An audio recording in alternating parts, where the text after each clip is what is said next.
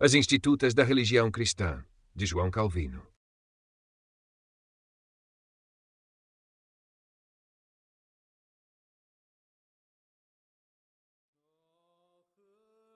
Que, quando nos submetemos à sua justiça, ele nos faz participantes de sua glória.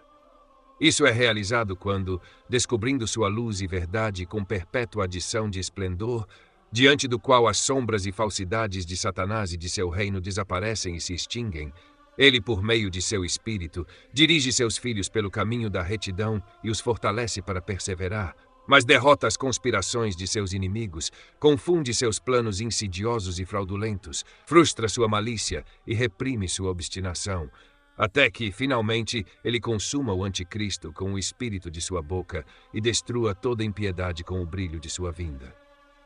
A terceira petição é que a vontade de Deus seja feita na terra como é no céu, que, embora seja um apêndice ao seu reino e não possa ser dissociada dele, ainda assim é mencionada separadamente devido à nossa ignorância, que não compreende com facilidade o que é para Deus reinar no mundo. Não haverá nada absurdo, então, em entender isso como uma explicação de que o reino de Deus prevalecerá no mundo quando todos se submeterem à sua vontade. Agora, não falamos aqui de sua vontade secreta, pelo qual ele governa todas as coisas e as designa para cumprir seus próprios propósitos. Pois, embora Satanás e os homens se oponham a ele com toda a violência da raiva, sua incompreensível sabedoria é capaz não apenas de desviar sua impetuosidade, mas de superá-la para a realização de seus decretos. Mas a vontade divina aqui pretendida é aquela a qual a obediência voluntária corresponde. E, portanto, o céu é expressamente comparado à terra, porque os anjos, como diz o salmista, espontaneamente fazem seus mandamentos ouvindo a voz de sua palavra. Portanto, somos ordenados a desejar que, assim como no céu nada é feito senão de acordo com a vontade divina, e os anjos se conformam pacificamente a tudo que é justo, assim a terra, toda obstinação e depravação sendo aniquiladas, possa estar sujeita ao mesmo governo. E ao orar por isso, renunciamos a nossos próprios desejos carnais, pois, a menos que renunciemos a todas as nossas afeições a Deus, somos culpados de toda a oposição em nosso poder à sua vontade, pois nada procede de nós que não seja pecaminoso. E somos igualmente habituados por esta petição a uma renúncia de nós mesmos, para que Deus possa nos governar de acordo com seu próprio prazer, e não apenas isso, mas que Ele também possa criar em nós novas mentes e novos corações, aniquilando os nossos, para que não experimentemos nenhuma emoção de desejo dentro de nós, mas um mero consentimento à sua vontade. Em uma palavra, que não tenhamos vontade própria, mas que nossos corações sejam governados por seu Espírito, por cujos ensinamentos internos possamos aprender a amar aquelas coisas que lhe agradam e a odiar aquelas que ele desaprova. Consequentemente, que ele possa tornar infrutíferos todos aqueles desejos que são repugnantes à sua vontade.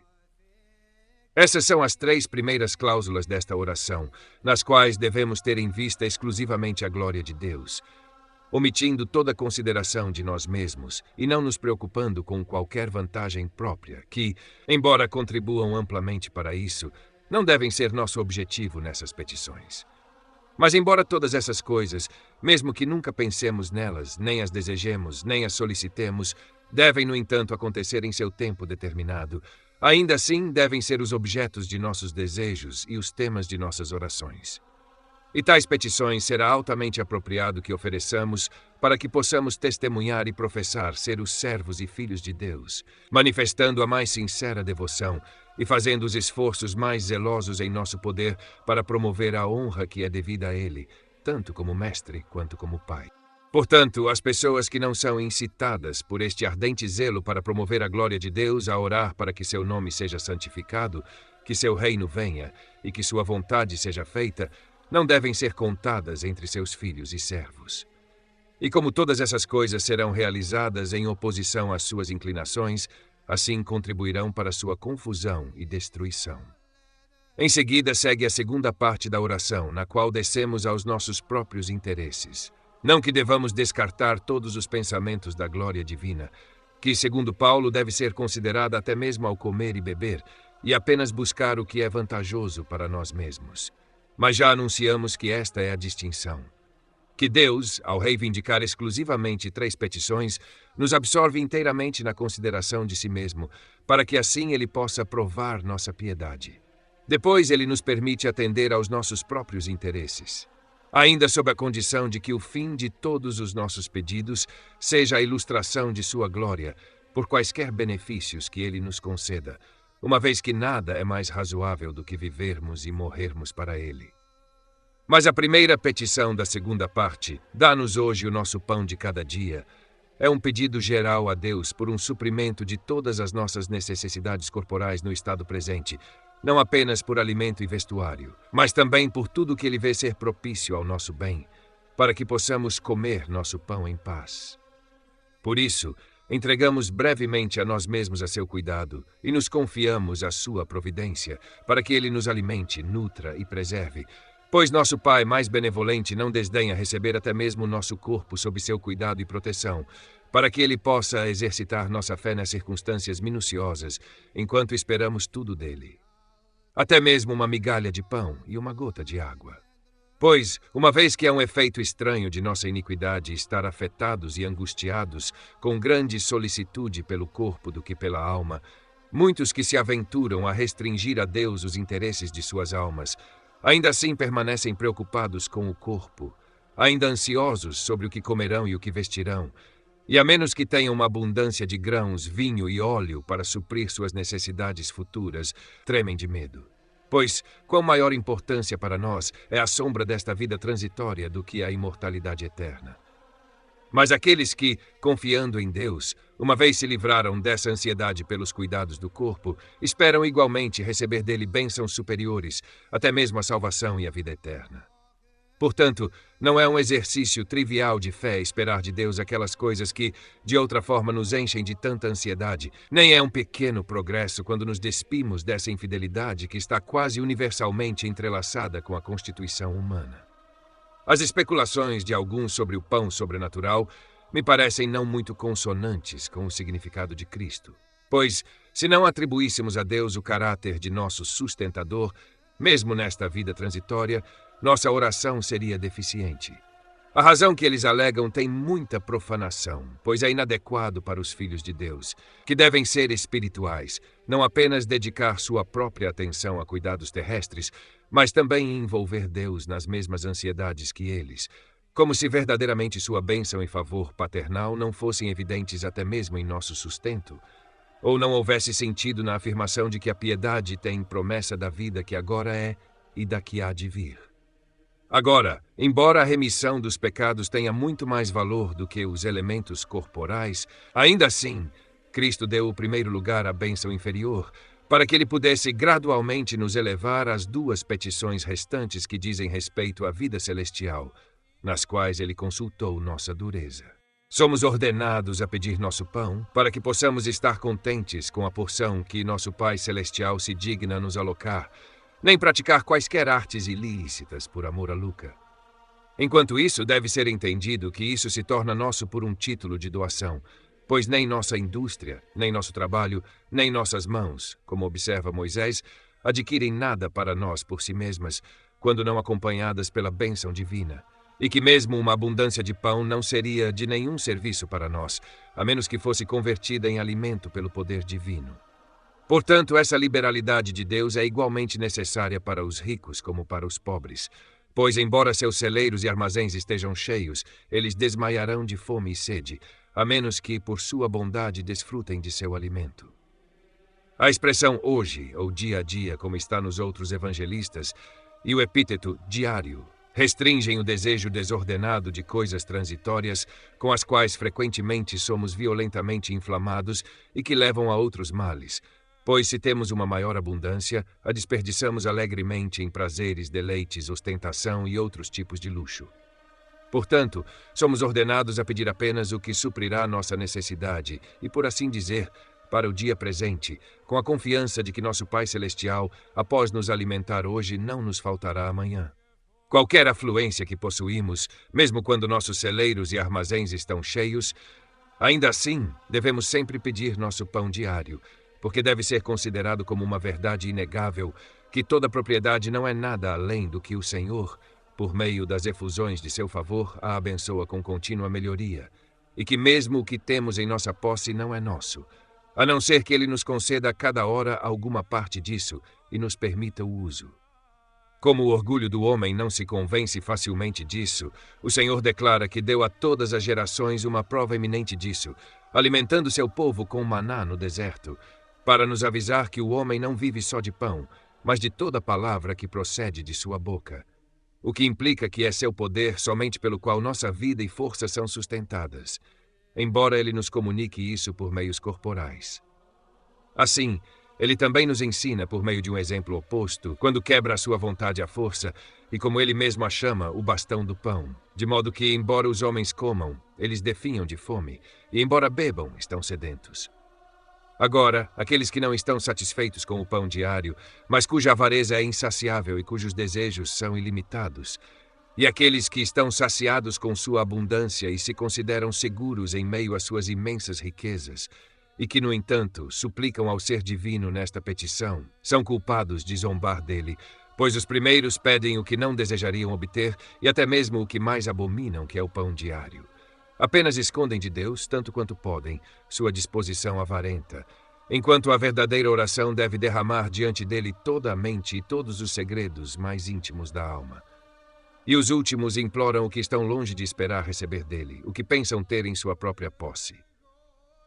Ao ser chamado nosso, a bondade divina é, como observamos, mais conspícua, uma vez que torna nosso aquilo a que não temos direito. No entanto, não devemos rejeitar a explicação que também sugeri, de que isso se refere também ao que é adquirido por trabalho justo e inocente, e não obtido por atos de engano e descontentamento. Pois tudo o que adquirimos por métodos criminosos nunca é nosso, mas pertence a outros. Nossa oração para que isso nos seja dado significa que é a simples e gratuita doação de Deus, de qualquer lugar que a recebamos, mesmo quando parece mais que foi obtida por nossa própria habilidade e indústria e adquirida por nossas próprias mãos, uma vez que é exclusivamente o efeito de sua bênção que nossos trabalhos são acompanhados de sucesso. Segue-se, perdoa-nos nossas dívidas. Na qual petição e na próxima, Cristo abrangeu tudo que se relaciona à vida celestial, pois nestas duas partes consiste a aliança espiritual que Deus fez para a salvação de sua igreja. Escreverei minha lei em seus corações e perdoarei suas iniquidades. Aqui, Cristo começa com a remissão dos pecados e imediatamente depois acrescenta um segundo favor: que Deus nos defenda pelo poder e nos sustente pela ajuda de seu Espírito, para nos capacitar a permanecer invictos contra todas as tentações. Ele chama os pecados de dívidas porque devemos a penalidade deles, uma dívida que somos totalmente incapazes de quitar, a menos que sejamos liberados por esta remissão, que é um perdão que flui de sua misericórdia gratuita, quando ele cancela livremente essas dívidas, sem qualquer pagamento de nossa parte, sendo satisfeito por sua própria misericórdia em Cristo, que uma vez se deu por nossa redenção. Portanto, aqueles que confiam que Deus está satisfeito com seus próprios méritos ou os méritos de outros, e se persuadem de que a remissão dos pecados é comprada por essas satisfações, não têm interesse neste perdão gratuito. E enquanto invocam a Deus nesta forma, estão apenas subscrevendo sua própria acusação e até selando sua condenação com seu próprio testemunho, pois confessam ser devedores, a menos que sejam dispensados pelo benefício da remissão, que, no entanto, não aceitam, mas antes recusam. Enquanto impõem a Deus seus próprios méritos e satisfações, pois dessa forma não imploram sua misericórdia, mas apelam para seu julgamento. Aqueles que se divertem com sonhos de perfeição, que substituem a necessidade de orar por perdão, podem ter discípulos que, ouvidos coçando, levam a ilusões. Mas deve estar claro que todos os que eles conquistam são desviados de Cristo, uma vez que ele ensina a todos a confessar sua culpa e não recebe senão pecadores. Não que ele queira bajular e encorajar os pecados, mas porque sabia que os crentes nunca estão totalmente livres dos vícios da carne, mas sempre permanecem sujeitos ao julgamento de Deus. De fato, deve ser o objeto de nossos desejos e esforços enérgicos que, tendo cumprido plenamente cada parte de nosso dever, possamos nos congratular verdadeiramente diante de Deus por estarmos puros de toda mancha. Mas, como agrada a Deus restaurar sua imagem dentro de nós gradualmente, sempre permanece alguma contaminação em nossa carne, o remédio nunca deve ser negligenciado. Agora, se Cristo, pela autoridade que lhe foi dada pelo Pai, nos ordena, enquanto vivemos, a recorrer à oração pelo perdão da culpa, quem tolerará os novos mestres que se esforçam para ofuscar os olhos dos simples com uma visão fantasmagórica de perfeita inocência e os enchem de confiança na possibilidade de serem libertados de todo pecado? O que, segundo João, não é outra coisa senão fazer de Deus um mentiroso? Ao mesmo tempo, esses homens sem valor, ao obliterar um artigo, mutilam e invalidam totalmente a aliança de Deus, na qual temos visto nossa salvação contida. Sendo assim, são culpados não apenas de sacrilégio por separar coisas tão unidas, mas também de impiedade e crueldade por sobrecarregar almas miseráveis com desespero e de traição a si mesmos e aos outros, ao contrair um hábito de descuido em oposição diametral à misericórdia divina. A objeção de alguns de que, ao desejar a vinda do reino de Deus, desejamos ao mesmo tempo a abolição do pecado é muito pueril, porque na primeira parte da oração temos uma exibição da mais alta perfeição, mas aqui da enfermidade. Assim, essas duas coisas são perfeitamente consistentes, que ao aspirar ao alvo, não devemos negligenciar os remédios exigidos por nossa necessidade. Por fim, oramos para que sejamos perdoados, assim como perdoamos nossos devedores, ou seja, assim como perdoamos e absolvemos todos que nos feriram, seja por ações injustas ou por linguagem contenciosa. Não que seja nossa competência perdoar a culpa do pecado e da transgressão. Esta é a prerrogativa de Deus somente. Nosso perdão consiste em despir a mente da ira, inimizade e desejo de vingança, e perder a memória das ofensas por um esquecimento voluntário. Portanto, não devemos orar a Deus pelo perdão dos pecados, a menos que também perdoemos todas as ofensas e injúrias de outros contra nós, sejam presentes ou passadas. Mas se retemos qualquer inimizade em nossas mentes, meditamos atos de vingança e buscamos oportunidades de incômodo, e mesmo que não nos esforcemos para obter reconciliação com nossos inimigos, para obrigá-los por todos os tipos de ofensas e torná-los nossos amigos, suplicamos a Deus por esta petição, que não nos conceda remissão de pecados, pois o suplicamos para que nos conceda o que concedemos aos outros. Isso é orar a Ele para não nos conceder, a menos que também concedamos. O que ganham pessoas dessa descrição com suas orações, senão um julgamento mais severo? Por fim, deve ser observado que esta não é uma condição de que Ele nos perdoe, assim como perdoamos nossos devedores, porque podemos merecer seu perdão por nosso perdão a outros, como se isso descrevesse a causa de seu perdão.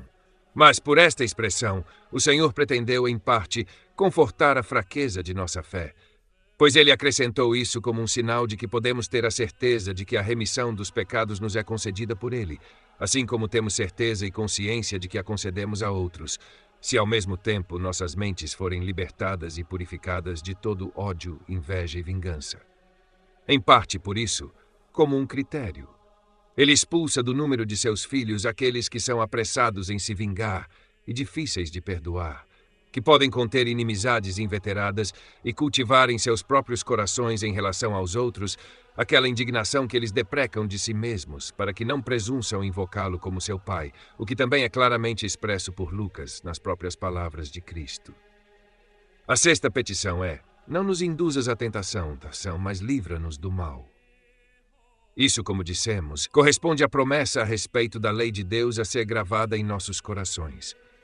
Mas como nossa obediência a Deus não é sem contínua guerra e severos e árduos conflitos, oramos aqui por armas e assistência para nos permitir obter a vitória.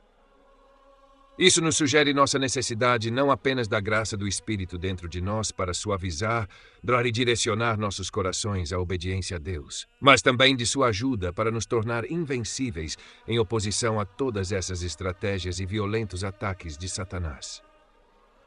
Agora, as formas de tentações são muitas e variadas, pois as compulsões corruptas da mente nos provocam a transgressões da lei, seja sugeridas por nossa própria concupiscência ou excitadas pelo diabo.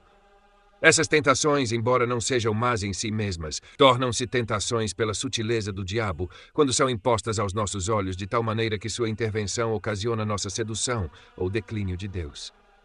E essas tentações vêm de eventos prósperos ou adversos. Dos prósperos, como riquezas, poder e honras, que geralmente ofuscam os olhos dos homens com seu brilho e aparência externa de bondade, e os enredam com seus encantos, de modo que, apanhados com tais ilusões e intoxicados com tais deleites, esquecem seu Deus. Dos não propícios, como pobreza, reproches, desprezo, aflições e outras coisas desse tipo, superados pela amargura e dificuldade, dos quais caem em desânimo, abandonam a fé e a esperança e, por fim, tornam-se completamente alienados de Deus. Para ambos os tipos de tentações que nos assaltam, seja acesas dentro de nós pela nossa concupiscência ou apresentadas a nós pela astúcia de Satanás, oramos a nosso Pai Celestial para que não nos permita ceder, mas antes nos sustente e nos levante com sua mão, para que, fortes em seu poder, possamos permanecer firmes contra todos os ataques de nosso maligno inimigo, quaisquer que sejam as imaginações que ele possa injetar em nossas mentes. Também oramos para que tudo o que nos for apresentado de qualquer lado possamos converter em nosso benefício. Ou seja, não nos deixarmos elevar pela prosperidade ou desanimar pela adversidade. No entanto, não oramos aqui por uma total exceção de todas as tentações, das quais precisamos muito para nos excitar, estimular e animar, a fim de não nos tornarmos torpes com tanto descanso. Pois não foi sem razão que Davi desejou ser tentado ou provado, nem é sem causa que o Senhor diariamente prova seus eleitos, castigando-os com ignomínia, pobreza, tribulação e a cruz em várias formas. Mas as tentações de Deus são amplamente diferentes das de Satanás. Satanás tenta para derrubar, condenar, confundir e destruir. Mas Deus, ao provar seu povo, pode fazer uma prova de sua sinceridade, confirmar sua força, exercitando-a para mortificar, purificar e refinar sua carne, que sem tais restrições correria para os maiores excessos. Além disso, Satanás ataca pessoas desarmadas e despreparadas para sobrecarregar os incautos. Deus, por outro lado, também faz um caminho de escape para que possam suportar tudo o que ele traz sobre eles. Quanto à palavra mal, seja entendida como o diabo ou o pecado, é de pouca importância. O próprio Satanás, de fato, é o inimigo que está à espreita por nossa vida, mas o pecado é a arma com a qual ele busca nossa destruição. Nossa petição, portanto, é que não sejamos sobrecarregados e conquistados por nenhuma tentação, mas que possamos permanecer fortes no poder do Senhor contra todos os poderes adversos que nos atacam, o que não significa nos submeter a tentações, mas, sendo tomados sob sua custódia e proteção, possamos perseverar invictos e nos elevar acima do pecado, da morte, das portas do inferno e de todo o reino do diabo. Isso é ser libertado do mal. Aqui deve ser cuidadosamente observado que não está em nosso poder contender com um inimigo tão poderoso como o diabo e sustentar a violência de seus ataques. Caso contrário, seria inútil ou insultuoso suplicar a Deus o que já possuímos em nós mesmos. Certamente, aqueles que se preparam para tal combate com autoconfiança não estão suficientemente cientes da habilidade e destreza do inimigo que tem que enfrentar. Agora, oramos para ser libertados de seu poder. Como da boca de um leão voraz e enfurecido, prestes a nos rasgar com seus dentes e garras e a nos engolir. A menos que o Senhor nos arranque das garras da morte, sabendo ao mesmo tempo que, se o Senhor estiver presente e lutar por nós enquanto permanecemos em seu poder, faremos bravura. Que outros confiem como quiserem nas habilidades nativas e poderes do livre-arbítrio que supõem possuir. Que seja suficiente para nós permanecer e ser fortes no poder de Deus somente. Mas esta petição compreende mais do que parece à primeira vista, pois se o Espírito de Deus é nossa força para lutar a batalha contra Satanás, não seremos capazes de obter a vitória, até que, estando cheios dele, tenhamos deixado de lado toda a enfermidade de nossa carne. Quando oramos por libertação de Satanás e do pecado, portanto, oramos para ser frequentemente enriquecidos com novas porções de graça divina, até que, completamente preenchidos por elas, possamos triunfar sobre todo o mal. Para alguns, parece haver uma dificuldade e dureza em nossa petição a Deus de que ele não nos induza à tentação, enquanto, segundo Tiago, é contrário à sua natureza tentar-nos. Mas esta objeção já foi parcialmente respondida, porque nossa própria luxúria é propriamente a causa de todas as tentações que nos vencem, e, portanto, somos acusados da culpa. Nem Tiago pretende outra coisa senão afirmar a futilidade e injustiça de transferir a Deus as culpas que somos forçados a imputar a nós mesmos, porque temos consciência de sermos culpados delas. Mas, não obstante isso, Deus pode, quando lhe convém, nos entregar a Satanás, abandonar-nos a uma mente reprovada e paixões desordenadas, e assim nos levar a tentações por um julgamento justo, mas muitas vezes secreto, a causa sendo frequentemente ocultada do homem, mas ao mesmo tempo bem conhecida por ele. Daí se infere que não há impropriedade nesta forma de expressão, se estamos persuadidos de que há algum significado em suas frequentes ameaças, de que manifestará sua vingança sobre os reprovados, ferindo-os com cegueira e dureza de coração. Essas 3 petições, nas quais particularmente recomendamos a Deus, a nós mesmos e a todas as nossas preocupações, provam evidentemente o que afirmamos anteriormente, que as orações dos cristãos devem ser públicas e considerar a edificação pública da Igreja e o avanço da comunhão dos crentes, pois cada indivíduo não suplica o dom de qualquer favor para si em particular, mas todos nós em comum oramos por nosso pão, pela remissão de nossos pecados, para que não sejamos levados à tentação, para que sejamos livrados do mal. A causa também é acrescentada, que nos dá grande ousadia ao pedir e confiança em obter, que embora não se encontre nas cópias latinas, aparece muito oposta a este lugar para ser omitida, a saber, teu é o reino e o poder e a glória para sempre. Esta é uma base sólida e segura para nossa fé, pois, se nossas orações fossem recomendadas a Deus por nossos próprios méritos, quem poderia ousar pronunciar uma palavra em sua presença? Agora, todos miseráveis, indignos e desprovidos de toda recomendação, ainda assim nunca nos faltará um argumento ou apelo para nossas orações. Nossa confiança nunca pode nos abandonar, pois nosso Pai nunca pode ser privado de seu reino, poder e glória. O todo é concluído com Amém, que expressa nosso ardente desejo de obter as bênçãos suplicadas a Deus e confirma nossa esperança de que todas essas coisas já foram obtidas e certamente nos serão concedidas, porque são prometidas por Deus, que é incapaz de engano. Isso está de acordo com aquela forma de petição já citada.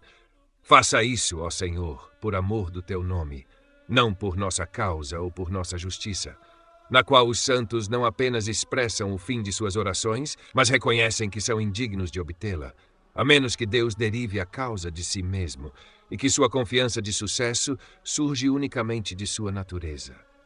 Tudo o que devemos ou estamos até mesmo livres para buscar de Deus é declarado para nós neste modelo e diretório de oração, dado por aquele melhor dos mestres, Cristo, a quem o Pai colocou sobre nós como nosso professor, e a quem somente Ele nos ordenou ouvir, pois Ele sempre foi sua eterna sabedoria e, ao se fazer homem, foi dado aos homens como o anjo do grande conselho. Esta oração é tão abrangente e completa que qualquer adição de algo estranho ou externo que não possa ser referido a ela, é ímpia e indigna da aprovação de Deus. Pois neste resumo ele prescreveu o que é digno dele, o que é aceitável para ele, o que é necessário para nós e, em uma palavra, o que ele escolhe conceder. Portanto, aqueles que presumem ir além disso e pedir a Deus qualquer outra coisa, em primeiro lugar, estão determinados a fazer alguma adição própria à sabedoria de Deus, o que não pode ser feito sem tolice e blasfêmia. Em segundo lugar, desprezando os limites fixados pela vontade de Deus, são levados a se desviar por seus próprios desejos irregulares. E, por último, nunca obterão nada, pois oram sem fé. E não há dúvida de que todas as orações desse tipo são feitas sem fé, porque não são sancionadas pela palavra de Deus, a única base sobre a qual a fé pode se sustentar. Mas aqueles que negligenciam a regra do Mestre e se entregam a seus próprios desejos não apenas se desviam da palavra de Deus, mas fazem toda a oposição possível contra ela com igual beleza e verdade. Portanto, Tertuliano chamou isso de uma oração legítima, implicando tacitamente que todas as outras são irregulares e ilegais.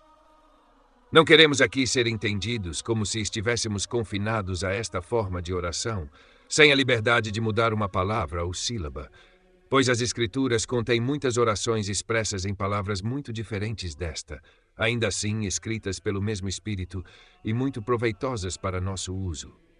Muitas que têm pouca semelhança verbal com ela são continuamente sugeridas aos crentes pelo mesmo Espírito. Apenas queremos, com essas observações, que ninguém deve sequer buscar, esperar ou pedir por algo que não esteja resumidamente compreendido nesta oração, embora possa haver uma diversidade de expressão sem qualquer variação de sentido. Assim, é certo que todas as orações contidas nas Escrituras ou que procedem de corações piedosos se referem a isso, de modo que é impossível encontrar uma em qualquer lugar que possa superar ou mesmo igualar a perfeição desta. Aqui não se omite nada que deva ser recordado para os louvores de Deus, nada que deva ocorrer à mente do homem para seu próprio benefício. E o todo é tão completo que justifica inspirar um desespero universal em tentar qualquer melhoria. Para concluir, lembremos que este é o ensinamento da sabedoria divina, que ensina o que quer e quer o que é necessário. Mas, embora tenhamos dito anteriormente que devemos sempre aspirar a Deus com nossas mentes e orar sem interrupção, como nossa fraqueza requer muitas assistências e nossa indolência precisa ser estimulada, devemos, cada um de nós, por uma questão de regularidade, designar horas particulares que não passem sem oração e que testemunhem todas as afeições da mente totalmente engajadas neste exercício, como quando nos levantamos pela manhã, antes de entrarmos nos negócios do dia, quando nos sentamos para nos encontrar, quando fomos alimentados pela bênção divina, quando nos retiramos para descansar. Isso não deve ser uma observância supersticiosa de horas, pela qual, como se estivéssemos quitando nossa dívida para com Deus, possamos imaginar que estamos dispensados de toda obrigação nas horas restantes, mas uma disciplina para nossa fraqueza, que pode assim ser exercitada e estimulada de tempos em tempos. Deve ser especialmente o objeto do cuidado de nossos solicitantes. Sempre que estivermos oprimidos ou virmos outros oprimidos pela adversidade, imediatamente recorrer a ele com solicitude, não de corpo, mas de mente. Em segundo lugar, não devemos deixar passar nenhuma prosperidade nossa ou de outros sem testemunhar nosso reconhecimento de sua mão por meio de louvor e ações de graças. Por último, devemos observar cuidadosamente isso em cada oração que fazemos. Não devemos ter o pensamento de vincular Deus a certas circunstâncias ou prescrever a Ele o tempo, o lugar ou a maneira de seus procedimentos. Como somos ensinados por esta oração, a não fixar nenhuma lei, a não impor nenhuma condição a Ele, mas a deixá-lo à sua vontade para fazer o que Ele pretende da maneira, no tempo e no lugar que lhe agradar. Portanto, antes de formarmos uma petição para nós mesmos, primeiro oramos para que sua vontade seja feita, submetendo assim nossa vontade à dele, para que, por assim dizer, sendo como que amarrada e restringida, não presuma regular Deus, mas possa constituí-lo o árbitro e governante de todos os seus desejos. Se com mentes compostas à desobediência nos deixarmos governar pelas leis da providência divina, aprenderemos facilmente a perseverar em oração e, com desejos suspensos, esperar pacientemente pelo Senhor, assegurados de que, embora Ele não se manifeste, está sempre perto de nós, e em seu próprio tempo, declarará que seus ouvidos não estiveram surdos àquelas orações que a percepção humana pareciam ser negligenciadas. Agora, se Deus não responder a nossas primeiras orações em nenhum momento, isso será um consolo imediato para evitar que afundemos no desespero, como aqueles que, atuados por seus próprios desejos ardentes, invocam a Deus de tal maneira que, se Ele não atender a seus primeiros impulsos e não lhes oferecer ajuda imediata, eles imediatamente imaginam que Ele está descontentado e irado com eles, e, abandonando toda a esperança de sucesso em suas orações, deixam de chamá-lo. Mas, adiando nossa esperança com uma equanimidade bem temperada, devemos, em vez disso, praticar a perseverança tão frequentemente recomendada a nós nas Escrituras, pois nos Salmos podemos observar com frequência como Davi e outros homens fiéis, quando quase se cansavam de orar, pareciam bater no ar e Deus parecia surdo às suas petições. Ainda assim, não desistiam de orar, porque a autoridade da palavra divina não é mantida a menos que seja plenamente acreditada, não obstante a aparência de quaisquer circunstâncias em contrário. Não devemos tentar a Deus e provocá-lo contra nós, cansando-o com nossa presunção, que é a prática de muitos que apenas negociam com Deus sob certas condições, como se ele fosse subserviente às suas paixões, amarrando com leis de sua própria estipulação, com as quais, a menos que ele cumpra imediatamente, eles se entregam à ira, à inquietação, a queixas e murmúrios. A tais pessoas, portanto, ele frequentemente concede em sua ira o que nega em misericórdia a outros. Isso é exemplificado nos filhos de Israel, para quem teria sido melhor que o Senhor não os tivesse ouvido do que eles engolirem sua indignação com a comida que ele lhes enviou. Mas se após longa espera nosso senso não entende qual avanço fizemos ao orar, nem experimenta qualquer vantagem resultante disso, ainda assim nossa fé nos assegurará o que não pode ser percebido pelos sentidos, que obtivemos o que era conveniente para nós, uma vez que o Senhor promete com tanta frequência e certeza cuidar de nossas aflições quando estas foram uma vez depositadas em seu seio. Assim, ele nos fará possuir abundância na pobreza e consolação na aflição, pois, embora todas as coisas nos falhem, Deus nunca nos abandonará. Ele não pode decepcionar a expectativa e a paciência de seu povo. Ele nos compensará amplamente pela perda de todos os outros, pois ele compreende em si mesmo todas as bênçãos que nos revelará no dia do juízo, quando seu reino será plenamente manifestado. Além disso, embora Deus conceda nossas orações, ele nem sempre as responde de acordo com a forma expressa do pedido, mas, parecendo nos manter em suspense, mostra por meios desconhecidos que nossas orações não foram em vão. Este é o significado daquelas palavras de João. Se sabemos que ele nos ouve o que quer que peçamos, sabemos que temos as petições que desejamos dele. Isso parece ser uma expressão fraca e supérflua, mas é, na realidade, uma declaração muito útil de que Deus, mesmo quando não atende aos nossos desejos, é, no entanto, favorável e propício às nossas orações, de modo que uma esperança que depende de sua palavra nunca pode nos decepcionar. Agora, essa paciência é muito necessária para sustentar os crentes, que não permaneceriam por muito tempo a menos que confiassem nela, pois o Senhor prova seu povo com pesadas provações e os exercita com severidade, frequentemente os levando a vários tipos de extremidades e permitindo que permaneçam nelas por um longo tempo antes de lhes conceder qualquer gozo de sua graça. E como diz Ana, o Senhor mata e faz viver, ele faz descer à sepultura e faz subir.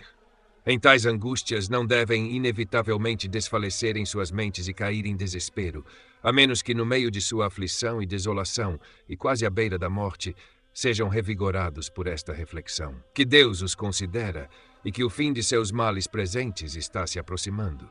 Mas embora confiem na certeza dessa esperança, ao mesmo tempo não deixam de orar, pois, sem constante perseverança na oração, oramos em vão.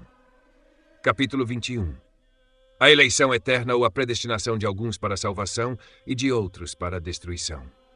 A aliança da vida não sendo igualmente pregada a todos e entre aqueles a quem é pregada nem sempre encontrando a mesma recepção, essa diversidade revela a maravilhosa profundidade do julgamento divino. Não há dúvida de que essa variedade também segue sujeita à decisão da eleição eterna de Deus. Se é evidentemente o resultado da vontade divina que a salvação é oferecida livremente a alguns, e que outros são impedidos de alcançá-la, isso imediatamente levanta questões importantes e difíceis, que não podem ser explicadas de outra forma senão pelo estabelecimento de mentes piedosas no que deve ser recebido a respeito da eleição e da predestinação. Uma questão que, na opinião de muitos, está cheia de perplexidade, pois consideram nada mais irracional do que a massa comum da humanidade. Alguns devemos lembrar que a predestinação é um assunto que, por si só, é bastante intricado e se torna muito perplexo e, portanto, perigoso devido à curiosidade humana, que nenhuma barreira pode conter de vagar por labirintos proibidos e se elevar além de sua esfera, como se estivesse determinada a não deixar nenhum dos segredos divinos sem escrutínio ou exploração. Vemos multidões em toda parte culpadas dessa arrogância e presunção, e entre elas algumas que não são censuráveis em outros aspectos. É apropriado adverti-las sobre os limites de seu dever nesse assunto. Primeiro, que se lembrem de que, ao indagar sobre a predestinação, penetram nos recantos mais íntimos da sabedoria divina, onde o intruso descuidado e confiante não obterá satisfação para sua curiosidade, mas entrará em um labirinto do qual não encontrará saída. Pois é irracional que o homem escrutine impunemente aquelas coisas que o Senhor determinou serem ocultas em si mesmo e investigue, mesmo desde a eternidade, aquela sublimidade de sabedoria que Deus deseja que adoremos e não compreendamos, para promover nossa admiração por sua glória. Os segredos de sua vontade que ele decidiu revelar a nós, ele descobre em sua palavra, e estes são todos que ele previu que nos concerniriam ou conduzissem ao nosso benefício. Entramos no caminho da fé, diz Agostinho. Vamos persegui-lo constantemente. Ele nos conduz ao palácio do rei, no qual estão escondidos todos os tesouros da sabedoria e do conhecimento. Pois o próprio Senhor Cristo não invejou seus grandes e mais seletos discípulos quando disse: "Tenho muitas coisas a dizer a vocês, mas não podem suportá-las agora." Devemos caminhar, devemos melhorar, devemos crescer, para que nossos corações possam entender aquelas coisas das quais atualmente somos incapazes. Se o último dia nos encontrar melhorando, então aprenderemos o que nunca poderíamos aprender no estado presente. Se considerarmos que a palavra do Senhor é o único caminho que nos leva a uma investigação de tudo o que deve ser acreditado a respeito dele e a única luz que nos ilumina para ver tudo o que deve ser visto dele, essa consideração nos restringirá e preservará facilmente de toda presunção, pois saberemos que, quando ultrapassarmos os limites da palavra, entraremos em um caminho tortuoso e obscuro, no qual erros, escorregões e quedas serão frequentemente inevitáveis. Portanto, em primeiro lugar, devemos ter em mente que desejar qualquer conhecimento de predestinação além do que é revelado na palavra de Deus indica tanta tolice quanto desejar caminhar por caminhos intransitáveis ou ver no escuro. Não devemos nos envergonhar de ser ignorantes de algumas coisas relativas a um assunto em que há uma espécie de ignorância erudita. Ao contrário, devemos nos abster com alegria da busca desse conhecimento, cuja afetação é tola, perigosa e até fatal. Mas, se formos estimulados pela libertinagem de alguns, devemos lembrar que a predestinação é um assunto que por si só é bastante intricado e se torna muito perplexo e, portanto, perigoso devido à curiosidade humana, que nenhuma barreira pode conter de vagar por labirintos proibidos e se elevar além de sua esfera, como se estivesse determinada a não deixar nenhum dos segredos divinos sem escrutínio ou exploração. Vemos multidões em toda parte culpadas dessa arrogância e presunção, e entre elas algumas que não são censuráveis em outros aspectos. É apropriado adverti-las sobre os limites de seu dever nesse assunto. Primeiro, que se lembrem de que, ao indagar sobre a predestinação, penetram nos recantos mais íntimos da sabedoria divina, onde o intruso descuidado e confiante não obterá satisfação para sua curiosidade, mas entrará em um labirinto do qual não encontrará saída. Pois é irracional que o homem escrutine impunemente aquelas coisas que o Senhor determinou serem ocultas em si mesmo e investigue, mesmo desde a eternidade, aquela sublimidade de sabedoria que Deus deseja que adoremos e não compreendamos, para promover nossa admiração por sua glória. Os segredos de sua vontade, que ele decidiu revelar a nós, ele descobre em sua palavra, e estes são todos que ele previu que nos concerniriam ou conduzissem ao nosso benefício. Entramos no caminho da fé, diz Agostinho. Vamos persegui-lo constantemente. Ele nos conduz ao palácio do rei, no qual estão escondidos todos os tesouros da sabedoria e do conhecimento. Pois o próprio Senhor Cristo não invejou seus grandes e mais seletos discípulos quando disse: "Tenho muitas coisas a dizer a vocês, mas não podem suportá-las agora." Devemos caminhar, devemos melhorar, devemos crescer, para que nossos corações possam entender aquelas coisas das quais atualmente somos incapazes.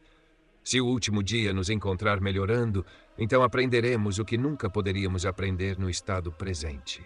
Se considerarmos que a palavra do Senhor é o único caminho que nos leva a uma investigação de tudo o que deve ser acreditado a respeito dele, e a única luz que nos ilumina para ver tudo o que deve ser visto dele, essa consideração nos restringirá e preservará facilmente de toda presunção, pois saberemos que, quando ultrapassarmos os limites da palavra, entraremos em um caminho tortuoso e obscuro, no qual erros, escorregões e quedas serão frequentemente inevitáveis.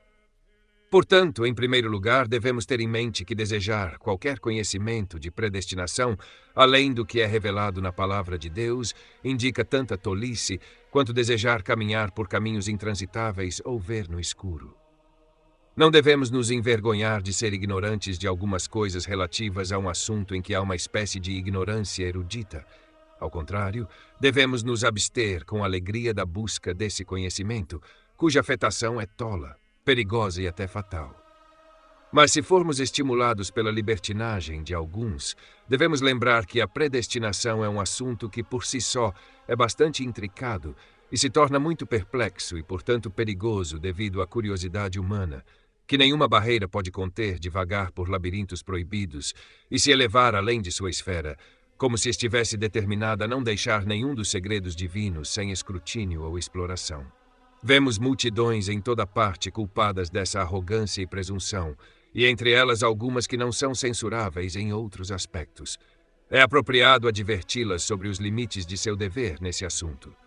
Primeiro, que se lembrem de que, ao indagar sobre a predestinação, penetram nos recantos mais íntimos da sabedoria divina, onde o intruso descuidado e confiante não obterá satisfação para sua curiosidade, mas entrará em um labirinto do qual não encontrará saída.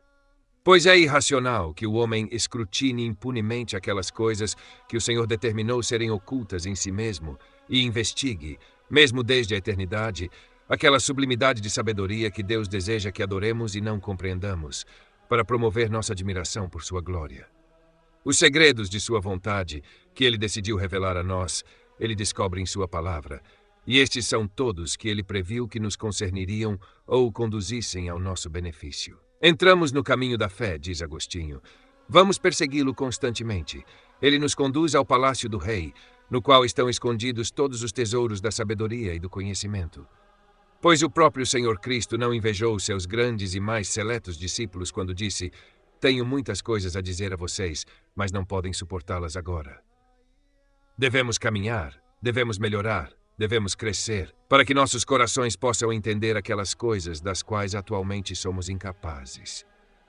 Se o último dia nos encontrar melhorando, então aprenderemos o que nunca poderíamos aprender no estado presente. Se considerarmos que a palavra do Senhor é o único caminho que nos leva a uma investigação de tudo que deve ser acreditado a respeito dele, e a única luz que nos ilumina para ver tudo o que deve ser visto dele, essa consideração nos restringirá e preservará facilmente de toda presunção, pois saberemos que, quando ultrapassarmos os limites da palavra, entraremos em um caminho tortuoso e obscuro, no qual erros, escorregões e quedas serão frequentemente inevitáveis. Portanto, em primeiro lugar, devemos ter em mente que desejar qualquer conhecimento de predestinação, além do que é revelado na palavra de Deus, indica tanta tolice quanto desejar caminhar por caminhos intransitáveis ou ver no escuro. Não devemos nos envergonhar de ser ignorantes de algumas coisas relativas a um assunto em que há uma espécie de ignorância erudita. Ao contrário, devemos nos abster com alegria da busca desse conhecimento, cuja afetação é tola, perigosa e até fatal. Se formos estimulados pela libertinagem de alguns, devemos lembrar que a predestinação é um assunto que por si só é bastante intricado e se torna muito perplexo e, portanto, perigoso devido à curiosidade humana, que nenhuma barreira pode conter de vagar por labirintos proibidos e se elevar além de sua esfera, como se estivesse determinada a não deixar nenhum dos segredos divinos sem escrutínio ou exploração. Vemos multidões em toda parte culpadas dessa arrogância e presunção, e entre elas algumas que não são censuráveis em outros aspectos.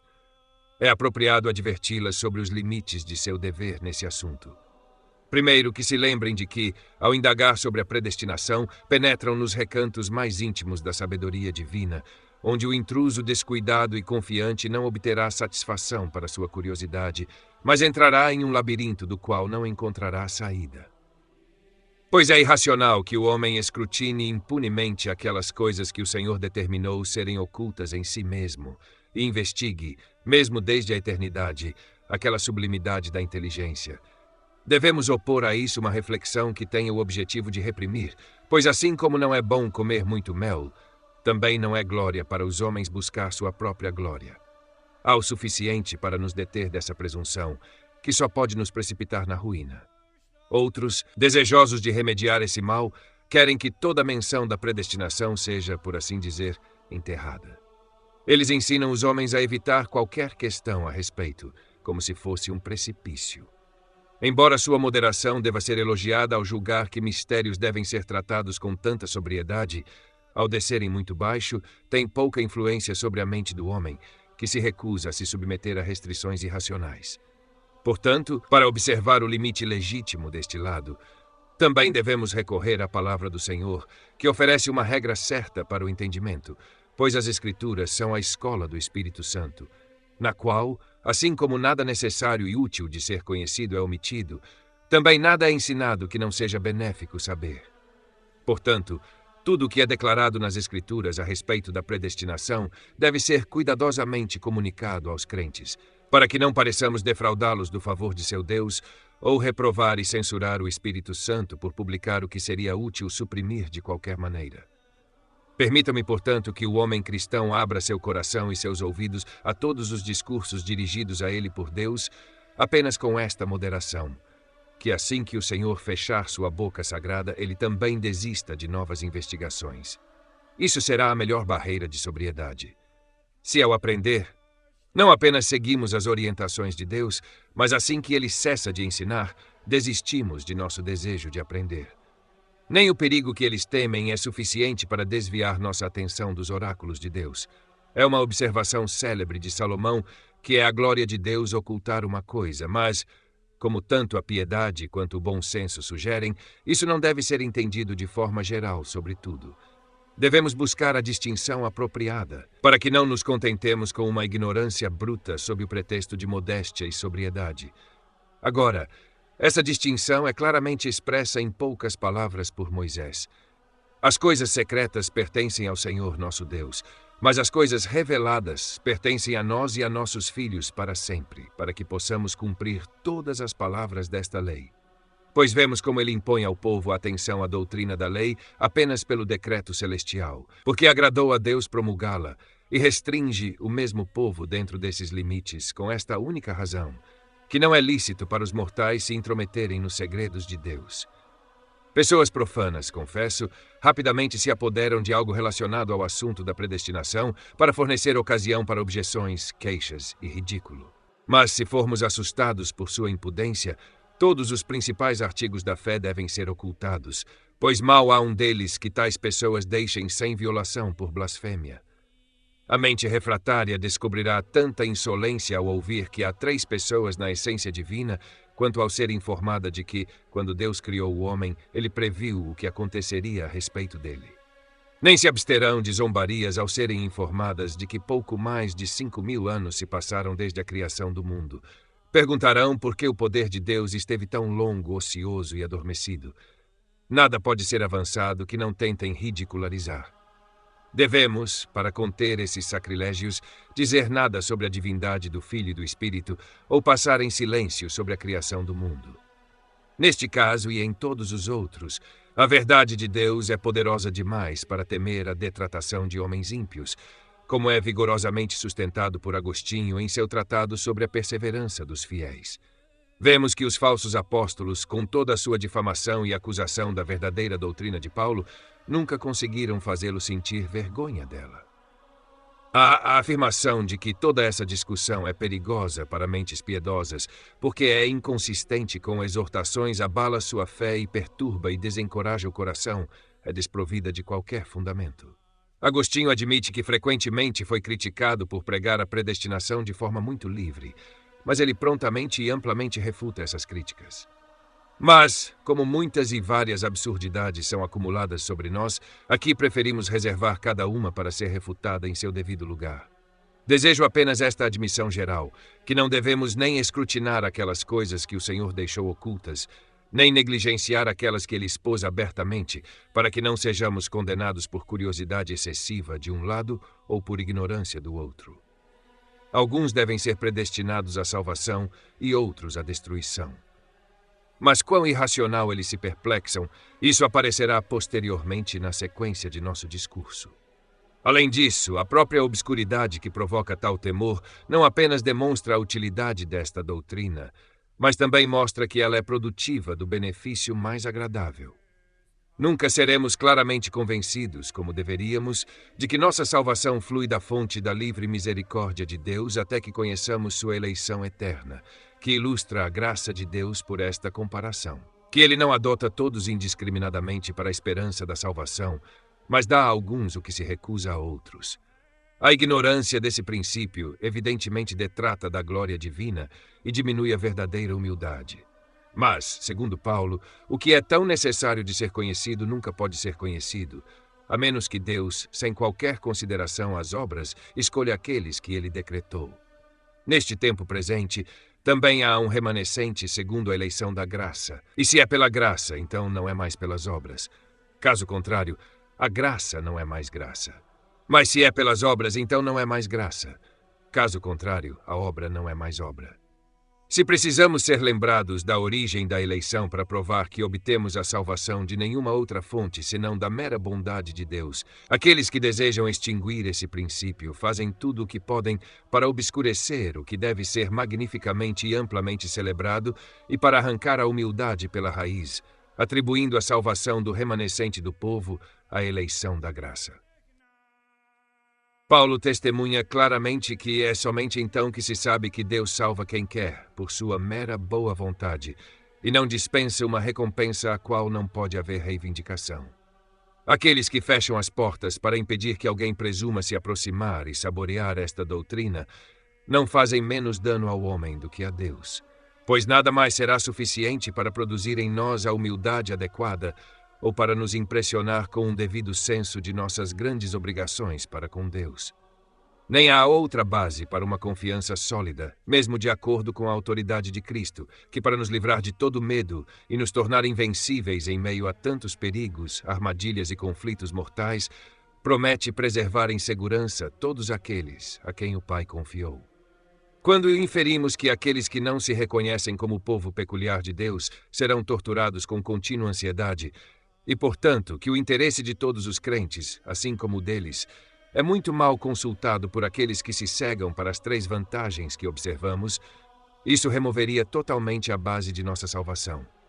Daí a Igreja se ergue à nossa vista, que de outra forma, como Bernard observa com justiça, não poderia ser descoberta nem reconhecida entre as criaturas, estando em 2 aspectos maravilhosamente oculta no seio de uma bendita predestinação e na massa de uma miserável condenação.